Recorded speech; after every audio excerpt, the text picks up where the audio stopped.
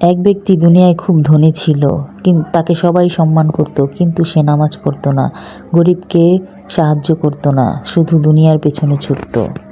একদিন তার মৃত্যু হলো। সবাই তাকে কবরে রেখে যখন চলে গেল, শুরু হলো কবরের প্রশ্ন।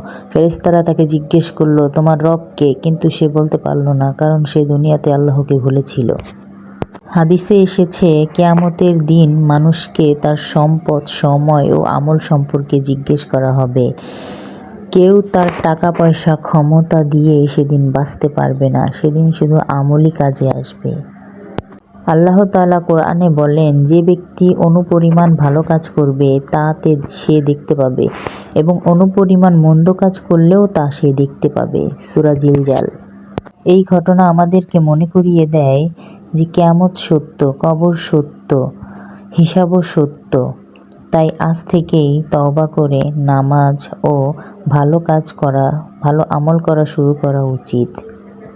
আসুন আমরা সেই দিনকে ভয় করি যেদিন সূর্য পশ্চিম দিকে উঠবে। সেই দিন আল্লাহ দুনিয়াটাকে কাগজের মতো গুটিয়ে ফেলবে হাতের মুঠোয়।